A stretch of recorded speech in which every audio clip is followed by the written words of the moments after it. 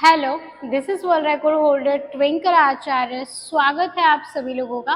पिछले वीडियो में हमने पिंपल्स के बारे में आपसे बातचीत की थी। पिंपल्स क्यों होते हैं, इसके कारण क्या है, पिंपल्स के लिए आपको क्या क्या सावधानियां रखनी है, कौन से योग अभ्यास करने हैं, आहार नियम के बारे में भी आपसे बातचीत की थी। सारी जानकारी मैंने आपको दे दी। लेकिन आज हम इस वीडियो में बात करेंगे प्राणायाम के बारे में। अगर आपको पिंपल्स है तो आपको कौन से प्राणायाम का अभ्यास करना चाहिए। बहुत ज़्यादा लोग ऐसे हैं जिनका वजन बहुत ज़्यादा है और वो योग अभ्यास नहीं कर पाते या फिर उनके पास समय की कमी है।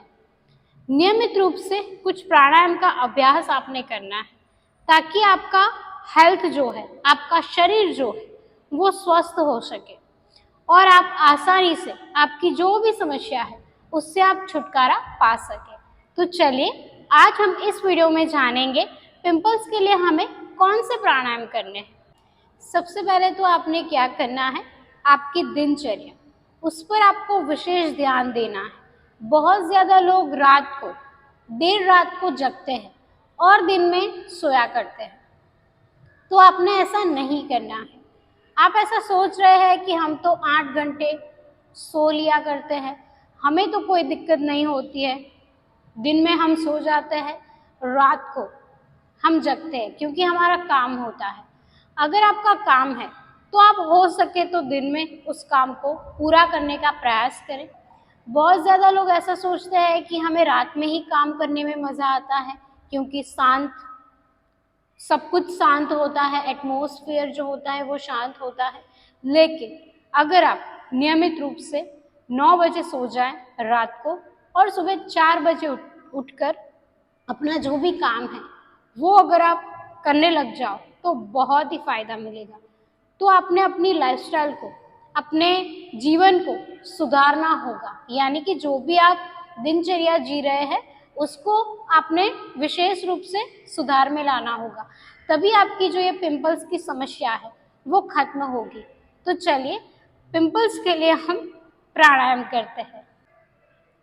प्राणायाम में सबसे पहले आपने क्या करना है, सुबह आपकी शुरुआत प्रकृति के साथ होनी चाहिए, यानी कि प्रकृति माता के साथ आपने नियमित रूप से कुछ समय बिताना होगा।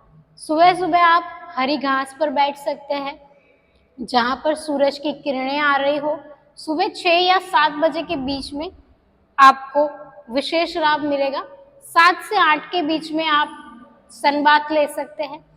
सुबह का जो ओजोन वायु होता है वो हमारे शरीर के लिए बहुत ही अच्छा होता है।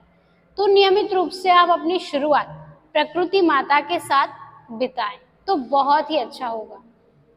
आपने क्या करना है, सुबह सुबह स्नान इत्यादि खत्म करने के बाद किसी गार्डन में या फिर आपके घर के ऊपर जो छत है उस पर आप बैठ सकते हैं और आपने क्या करना है, पद्मासन आप लगाए तो विशेष लाभ होगा। अगर आप नहीं लगा पाते हैं तो आप आलती पालती मार कर भी बैठ सकते हैं। ऐसे नॉर्मल सुखासन में भी आप बैठ सकते हैं या फिर आप पद्मासन लगाओ तो बहुत ही फायदा मिलेगा। अपने हाथ जो है आप ज्ञान मुद्रा में रखिए। फिर आपने क्या करना है, लंबी गहरी सांसें भरनी है।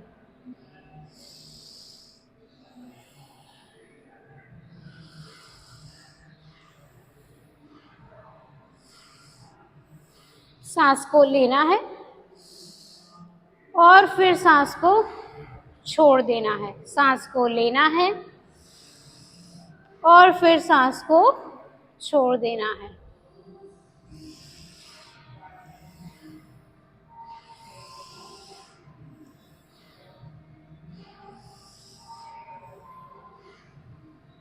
भागदौड़ भरी लाइफ में हम अपनी सांसों को महसूस ही नहीं कर पाते हैं। हमें पता ही नहीं चलता है कि कब हमने सांस ली, कब हमने सांस को छोड़ दिया। तो नियमित रूप से आप ब्रीदिंग एक्सरसाइज को करेंगे ताकि आपके शरीर में जो भी आपको समस्या आ रही है उसमें आपको विशेष लाभ मिलेगा। चलिए तो अब हम बढ़ते हैं हमारी दूसरी क्रिया की ओर। इसे बोलते हैं नाड़ी शोधन प्राणायाम। नाड़ी शोधन प्राणायाम नियमित रूप से करने से हमें बहुत लाभ मिलते हैं। इससे आपके लंग्स जो होते हैं वो मजबूत होते हैं। चलिए तो ये कैसे करते हैं वो देख लेते हैं। सबसे पहले तो आपने अपनी एक नोस्ट्रिल को ऐसे बंद करना है, फिर आपने सांस लेनी है, जो नोस्ट्रिल खुली हुई है वहां से आपने सांस को लेना है, फिर दूसरी नोस्ट्रिल को बंद कर देना है ऐसे, और इस नोस्ट्रिल से सांस को बाहर निकाल देना है। फिर जिस नोस्ट्रिल से आपने सांस को बाहर निकाल दिया, उसी नोस्ट्रिल से आपने फिर से सांस को लेना है और फिर दूसरी नोस्ट्रिल से सांस को छोड़ देना है। फिर जहां से आपने सांस को छोड़ा वहां से फिर से सांस को लेना है।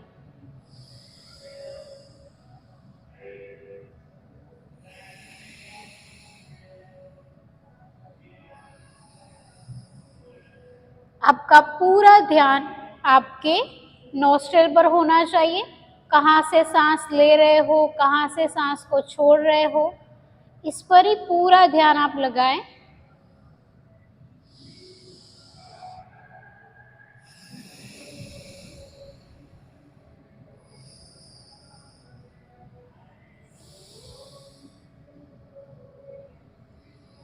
दस मिनट नियमित रूप से आपने नाड़ी शोधन प्राणायाम का अभ्यास करना है। अब हम बढ़ते हैं तीसरी क्रिया की ओर। इसे बोलते हैं शीतली प्राणायाम। शीतली प्राणायाम आपके शरीर को ठंडा कर देता है। अगर आपको बीपी की कोई समस्या है, यानी कि बीपी आपका लो रहता है, ब्लड प्रेशर लो रहता है, तब आप इस क्रिया को न करें। जिनको बहुत ज़्यादा परेशानी होती है, यानी कि ठंड लग जाती है, बुखार है जिनको, वो शीतली प्राणायाम का अभ्यास बिल्कुल ना करें। रेगिस्तान में जब पानी की कमी हो जाती है और जो प्रवासी वहाँ पर जाते हैं वो शीतली प्राणायाम नियमित रूप से करते हैं, क्योंकि वहाँ पर तो पानी बहुत कम मिलता है। क्योंकि इस प्राणायाम से आपको जो भी आपकी प्यास है वो बुझ जाएगी। ये प्राणायाम बहुत ही लाभदायक है। तो चलिए इसे करते कैसे हैं वो देख लेते हैं।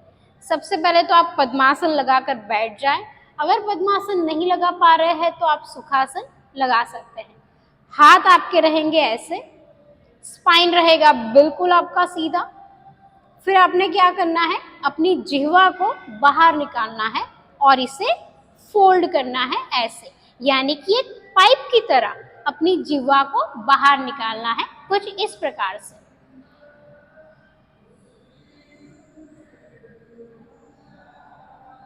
और यहाँ से आपने सांस को गले से उतारना है। जी हाँ, यहाँ पर आपको ठंडी सांस महसूस होगी, यहाँ पर आपको ठंडा महसूस होगा।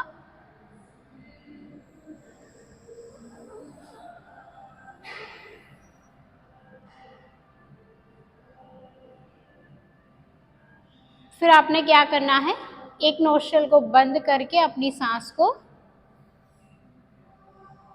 बाहर निकाल देना है।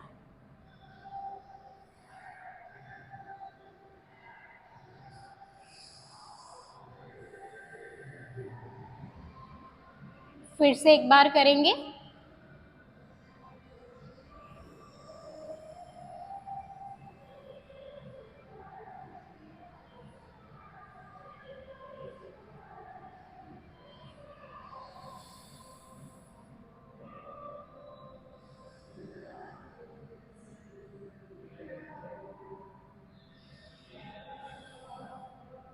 या फिर आप नोस्ट्रिल बंद किए बिना भी अपनी सांस को बाहर निकाल सकते हैं। अगर आप एक नोस्ट्रिल बंद करके सांस को बाहर निकालते हैं तो आपको इसमें विशेष लाभ दिखेगा। आपने 5 बार इसका अभ्यास करना है। नियमित रूप से आप अभ्यास करें। सर्दियों में इसका अभ्यास आपने नहीं करना है, सिर्फ गर्मियों में इसका अभ्यास आप कर सकते हैं। चलिए तो अब हम बढ़ते हैं हमारी चौथी क्रिया की ओर। इसमें हम करेंगे भ्रामरी प्राणायाम। जी हाँ, भ्रामरी प्राणायाम बहुत ही फायदेमंद है। इसका अभ्यास आप सुबह शाम कर सकते हैं। आप अपने चेहरे को बहुत ज़्यादा खूबसूरत बनाना चाहते हैं। जब भी हम किसी सेलिब्रिटी को देखते हैं या फिर किसी अभिनेत्री को देखते हैं या फिर किसी अभिनेता को देखते हैं तो हमें अक्सर ऐसा महसूस होता है कि काश हम उनके जैसे दिख पाते। क्या आपकी भी ऐसी मनोकामना है कि हमारा शरीर जो है उनके जैसा हो जाए, या फिर हमारी स्किन जो है वो उनके जैसी हो जाए? तो ये प्राणायाम नियमित रूप से आपको ऐसा रिजल्ट दिला सकता है। जी हाँ, लेकिन आपने नियमित रूप से करना है। बहुत ज़्यादा लोग ऐसा सोचते हैं कि हम तो इसे एक बार में तो कर ही लेते हैं, इसमें कोई बड़ी बात नहीं है। लेकिन नियमित रूप से अभ्यास करना, 6 महीने, 1 साल, 2 साल नियमित रूप से अभ्यास करने से आप अपने रिजल्ट देख सकते हैं। योग जो है वो बहुत ही लंबी यात्रा है। ऐसा नहीं है कि आप 2 दिन अभ्यास करो आपको तुरंत रिजल्ट मिल जाएगा। 10 दिन में, 15 दिन में आपको रिजल्ट दिखना शुरू हो जाते हैं। लेकिन आपने अपना जो पेशेंस है वो बनाए रखना है। आपने ऐसा नहीं सोचना है कि मुझे तुरंत रिजल्ट मिल जाएगा, या फिर मैंने एक बार अभ्यास किया है रिजल्ट नहीं मिला, ऐसा नहीं सोचना है। अगर आपकी ब्रीदिंग सिस्टम बहुत ही अच्छी है तो आपको फायदे तुरंत मिलने शुरू हो जाएंगे, क्योंकि हर एक की बॉडी अलग अलग होती है। किसी को 10 दिन में रिजल्ट मिल जाता है, किसी को हफ्ते में भी रिजल्ट मिल जाता है, किसी को 6 महीने में रिजल्ट मिलता है, किसी को 1 साल में रिजल्ट मिलता है। तो सबका जो है वो अलग अलग है। तो चलिए अब हम भ्रामरी प्राणायाम की ओर बढ़ते हैं। तो आपने क्या करना है, पहले 3 बार लंबी गहरी सांसें लेनी है। सांस लीजिए, सांस को छोड़ दीजिए, फिर से हम सांस लेंगे, सांस को छोड़ दीजिए, आखिरी बार हम सांस को लेंगे, सांस को हम छोड़ देंगे। अब हमें क्या करना है, एक बार सांस को लेना है ऐसे, और अपने हाथ जो है वो अपने मुंह पर, अपनी उंगलियों को अपने मुंह पर ऐसे सेट करना है, और अपना अंगूठा जो है उसको कान में ऐसे दबा देना है। जी हाँ, जैसे कि कान में कोई एयर ना जाए, कान में कुछ चला ना जाए, इस वजह से ऐसे। वैसे तो कुछ भी नहीं चला जाएगा, लेकिन मैं आपको समझा रही हूँ। ऐसे आप अपने अंगूठे को कान में फिट कर दीजिए ऐसे, और आपकी पहली उंगली जो है वो आपके आईब्रो के ऊपर रहेगी, दूसरी उंगली आईब्रो के नीचे रहेगी, तीसरी उंगली आपके नाक के पास में रहेगी, चौथी उंगली आपके नाक और होठों के बीच में रहेगी, और आपने म का उच्चारण करना है, ऐसे बोलना है। ठीक है, चलिए शुरू करते हैं।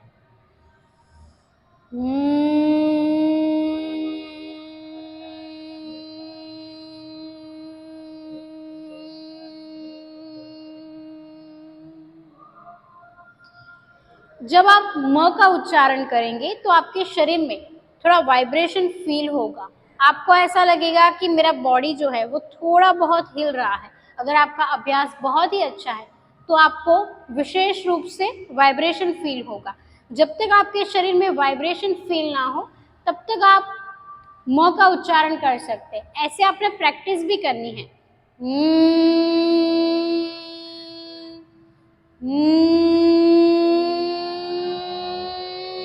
ऐसे लंबे स्वर निकालने हैं। शुरुआत में आपको थोड़ी दिक्कत आएगी, मुंह से आवाज भी नहीं निकल पाएगी, लेकिन अभ्यास करना है। तो आप इस तरीके से भ्रामरी प्राणायाम का अभ्यास कर सकते हैं। तो ये कुछ अभ्यास थे जो पिंपल्स में आपको विशेष लाभ दे सकते हैं। तो आज के लिए इतना ही, मिलते हैं हम अगले वीडियो में। तब तक के लिए धन्यवाद।